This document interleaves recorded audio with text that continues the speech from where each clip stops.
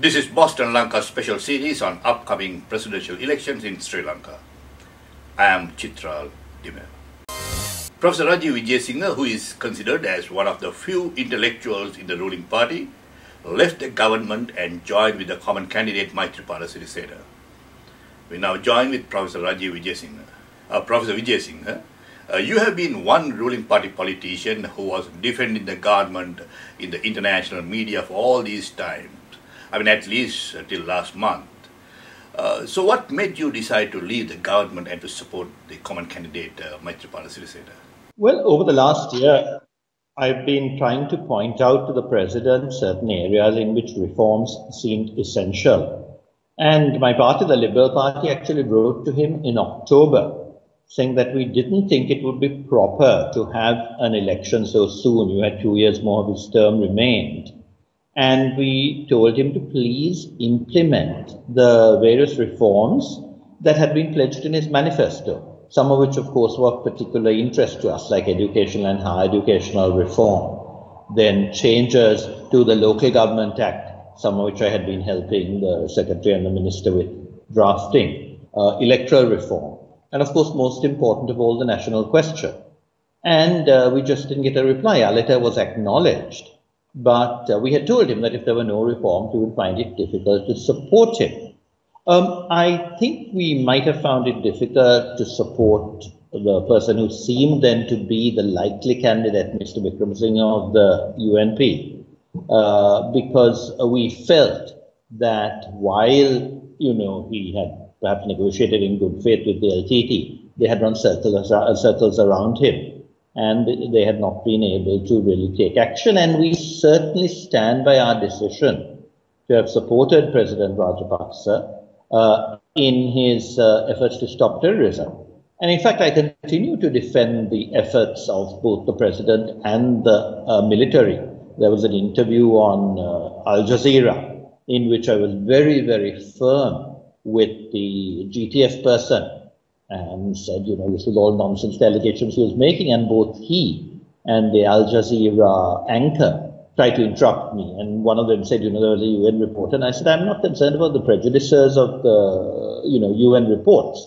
I believe that by and large we fought a very, very good war. Now, it saddens me that perhaps one allegation made against this government, that they are selling the war to win elections, seems perhaps accurate, because President Rajapaksa announced publicly that I had actually agreed with Surendran. In fact, when I said contrary to Mr. Surendran, I said it very clearly and I rejected many of his ideas. But I think the President seems anxious to do anything possible to, win the election. And I think that is sad. In fact, my friend Dayanjalika had told him afterwards, that was wrong. And he had admitted this, but he seems to have this tendency to claim that everyone who criticizes him is conspiratorial. He had done this to Dayan. Dayan had actually been very negative about what happened at Valleyville when the forces opened fire on some demonstrators and some people died. And both Dayan and I signed a petition. And, Gotabaya Rajapaksa called me up and said, why are you signing petitions with enemies of the people? And I said, they're not enemies of the people. People like Dayan and Tamara and I had defended the country and the government. But what happened was wrong, I said. People should not be fired on. And, Gotabaya agreed with me. He said, yes, that's why I'm having an inquiry. And I said, well, I think we should all protest. You can't have a polarization where people who are in favor of the government therefore condone what is wrong.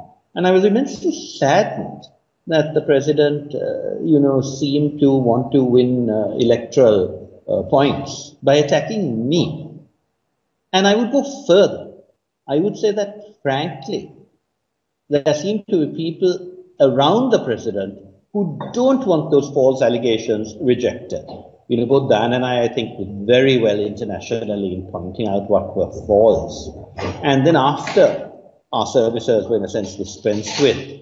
And that time felt the Minister of Foreign Affairs, the President told me he panics when he sees another professor, so he feels jealous, that's not my problem. But Chris Nonis, who then became the first person after us to deal very firmly with allegations by the international media and had an excellent interview on CNN. He was beaten up by Sajin and in fact, driven to resignation. And it seems as though, as has been happening in Geneva in the last 3 years, there seems to be no care on the part of government for the fact that we're losing internationally. We have a very good record in the war that can easily be defended, and no one is defending it. And I find that unacceptable. How is election campaign of Maithripala Sirisena? You think you have the momentum? Oh, yes, very much so. When he became the common candidate, and I was delighted, for months I had been telling Mahinda Rajapaksa that he should be working with what I call the genuine SLFP.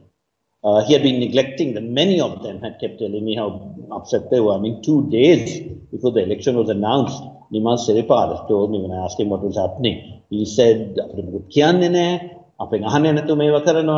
and he was really deeply upset. And I felt people like Maithripala, Sushil Premchand and Maithripala Sirisena should have been much more in the confidence of the president. But he was ignoring them. And I told him that, he should go ahead with some of his promises on 13, when he had said 13 plus. He said, you don't know, they won't support me. And I said, the SLFP is a moderate party, they will support you. And he said, and sadly, I realized there were people close to him who were spreading this type of, suspicion. Shenuka Senratne, his foreign secretary, went up to him after the first Geneva loss in 2012, for which I think she and the people she was working with at the time were partly responsible, and had told the president, the Indian Mr. Swaraj, who is now the Indian foreign minister, had been bad-mouthing him, together with Maithripala Sirisena. And the president was so angry, like Veerasimha told me, that he actually wanted to reject Sushma Swaraj's visit. And Lalit actually, managed to, as he put it to me, shape it, because he got both GL and Basil Rajapaksa to tell the president nothing of the sort had happened. But I told Lalit, you haven't shaped it, you managed to have the meeting. So Sushma Swaraj, who was very positive about Sri Lanka, met the president and they got on well. But why didn't you think about why this had happened? Why didn't you try to find out who had misled the president? And when I told him, Lalit said, I think Shenuka and both Sajin can't be trusted. And Lalit told me, well, you may be right about Shenuka. He defended Sajin and said he thought Sajin was a loyal supporter of the president. But he also had no illusions about Shenuka. So this attempt to alienate him from the SLFP is going on a long way, and many SLFPers feel it. So when Maithripala came over, I think it was a great sense of relief on the part of a lot of people who, wanted a strong opposition candidate. And although initially, because there were lots of parties, many people had many different ideas, I think they've come together very well. The manifesto has now come out. The translation should be out soon. And the election campaign is going very well indeed. And many people from all parties are doing their best because they realize that democracy needs their support. Let's talk about the Ambassador Chris Nonis and the incident that happened in New York that led him to resign.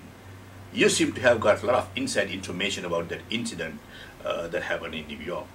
Well, I met Chris Nonis. When I was in England, I saw him. The poor man was really quite nervous. I mean, he'd been obviously traumatized because you don't expect such a thing to happen. And he gave me several facts that squared with what I had been told here as well. For instance, Chris had been beaten up by Sajin. There had been an attempt to insult him the previous day at a public restaurant. But, Chris is an able chap, he had turned it aside. And then Sajin was supposed, according to a report in a website here, it's a website opposed to the president, so I can't say it's 100% accurate. But they cited him as saying, this man was getting too much. He wasn't under my control. And Shenuka and I decided to get rid of him. But two very salient features that Chris told me. One is that a lot of, let's say, harassment had begun after the Chogam meeting, in which Chris did very well. As you're probably aware, for instance, Prince Charles came here. Prince Charles had not wanted to see the president initially. He was going to see the British High Commission and see him only at the end. And Chris had persuaded him to go and see the president on his first day. And, they shared cake with the president's birthday. And, Chris said he was even asked for that event. And GL and Sajin, I think, were cutting him out. Then after the CNN interview, he said they began to persecute him and say, why are you coming to Colombo? You have no business to come to Colombo. And Chris said the president told me, Chris was asked to be High Commissioner. He had said, I have to come for board meetings. The president had told him, and Chris paid for this himself. But this was not questioned for 2 years. Then people started saying, you can't do this, you can't come. GL started criticizing him. Chris said it on one occasion when the president asked him into Temple Trees. GL had just been saying, why haven't you gone back home? And Chris said when he was there, the president turned to GL and said, here's the man you tried to send back or something, and had basically put GL down. So I think the president was very happy. And then more recently, as you know, Chris was asked to speak at the defense seminar. And, Gotabed always had a tradition of having civilians.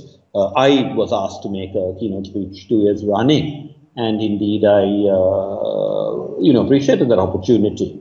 But then after I signed the petition about Valley Way, they stopped asking me. In fact, I was due to speak at the KDU. And I asked him, has the Defense Secretary put me on the blacklist? And they sort of, indicated that was the case. And then more recently, about 2 months ago, when I was asked again to speak there, I said, has the blacklist been cleared? And they giggled that I couldn't do that because I was going abroad. But the Secretary of Defense, who recognized talent, had invited Chris to speak. And he said after he was harassed even more, he was basically almost asked to show cause why he'd come. And Chris said he called the president, who said, "Can a monkey look here?" And Chris told me he wrote in a letter saying, he had arranged this with the president. And I think they were very angry about that. But Chris then told me Sajin had wanted to see him in London. And I told him there was a lot of fuss being created. And Sajin had said, why don't you, keep us informed? Always tell me when you go to Colombo. So Chris said, I have no objection. I'll keep you informed completely. But, it was agreed that I should go regularly. And, it was after that happened that I think Chris and Shanmugam obviously decided to attack him. But I think the interesting thing is, while I think, jealousy explains both GLP risk and Sajin, because they don't like a man of talent who was doing so well, both for the forces, for the president and for the country. I think you have to go a bit deeper into Shanmugam Senratna's motives in a context in which, partly because of her manipulation, Tumara Kunnam had described it. We are now a pariah state internationally. We keep losing votes that Banjat was able to win so easily in the past. And I can't help feeling that there's something very strange about the conduct of this lady, particularly in the context of the audit report. The president had sent out auditors to check on something she'd done, and they had talked about LTT contacts, but that report also has been suppressed. So I'm really quite worried about what will happen to the country and our forces if the president wins and continues to work with, people like these, I would say, either incompetent or rather nasty people. Now, you have mentioned in a newspaper article about a Portuguese connection that MP Sajin Vaas tried to use in provoking Ambassador Chris Nonis. What is that all about? Well, this is again something very interesting. Chris mentioned this to me, that Sajin had, made derogatory remarks about the Portuguese and also, sort of mocked at the fact that Chris was a Catholic. And Sajin had confirmed this Portuguese thing. He didn't mention the Catholic thing in his interview, in his discussion with his friend in Colombo. But why I find that also very worrying is that 3 months ago, when the incidents happened at Aludgama, I was away when the president came back, so about a week or two later, I called him and I said, I felt this was wrong, that the Maithripala Sirisena had been behaving appallingly. And to my relief, the president agreed with me and said, Muslim and he claimed that this was because they were sponsored by the Americans and the Norwegians. And although I don't think he was correct, I said, even if you're correct, why does Gotabaya fall into all their traps? And he then said, no, Gotabaya didn't really go. And when I told him to go, and I said, that's not what he said or the BBS says. And the president said, and I said, no, I'm quoting from what they said. Just as, our Muslim members, Faisal Mustafa had said, don't have this meeting. President said, so I checked with Faisal, and Faisal said he had appealed to the government not to allow that meeting to happen because he knew what was going to happen. Then the president changed the subject and said, you'll see what will happen. They will now set me against the Catholics.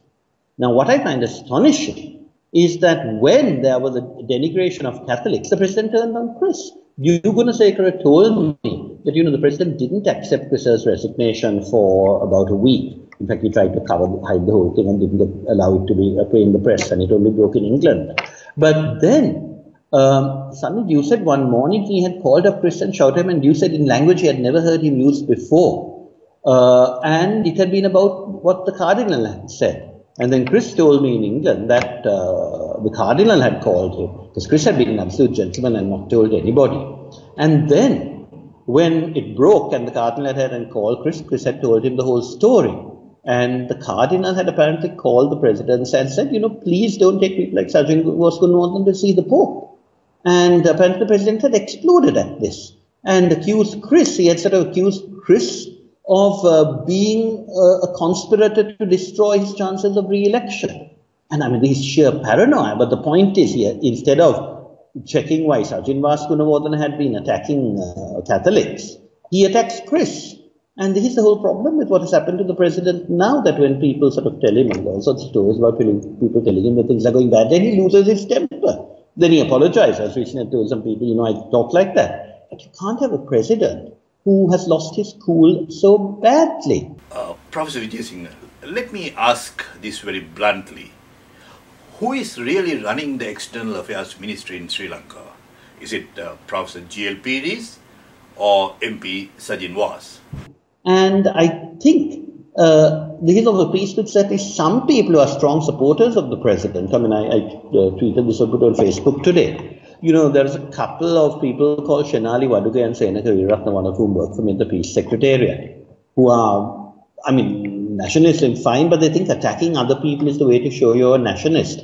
And there's a vast attack now on Joseph Vaas, whom the Pope is coming to canonize. Senak had a line about how rich the Catholics in India and their next target may be Sri Lanka. And these are the people who are the favorites of, what I would call the extremist supporters of the president. And Shenali Waduge, for instance, had stuff attacking the Indians, which the Defense Ministry put on its website.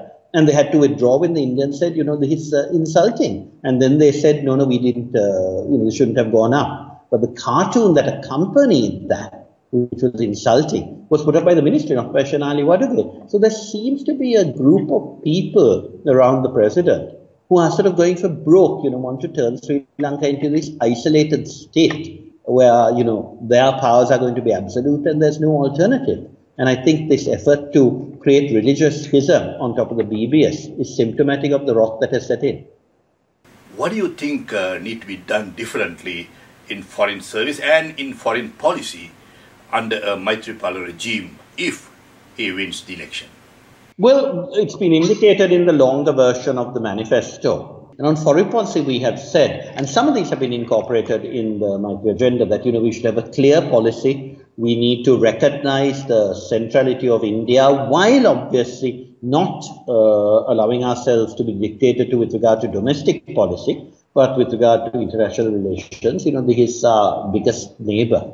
And every sane country in the world, if they have a large neighbor, they make sure that relations are good. Then we talked about the need to professionalize the service.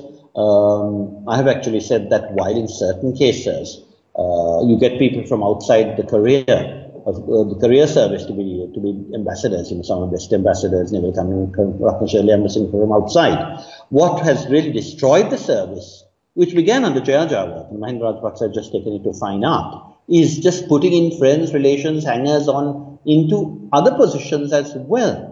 And, it's our career diplomats who suffer. Two of our ambassadors, Ranjit Gunratne in Lebanon and Shaf in Oman, have actually been, their terms have been cut short because they tried to take action against abusers of our migrant workers. And the sort of corrupt element, both in the Foreign Ministry and in the Bureau of Foreign Employment, who have really destroyed anyone who tried to bring some sanity and justice into this. Asita Pereira, my friend who was ambassador in Rome, was sacked because he tried to put a stop to a racket. And indeed, some of the Italian friends of the diplomatic service told me, not people here, which have been diplomatic, but some abroad who knew the situation, that Asita had tried to stop this practice of people in the foreign ministry. just signing for visas for people. I mean, these included Neomal Pareda, the deputy minister. Now, I don't think Neomal was making money, but Neomal is such a, innocuous man. Someone put something in front of him and said, sign, he'd sign. And they found people were being, visas were got, the chief protocol was involved. And when Asita tried to deal with this, he was sacked.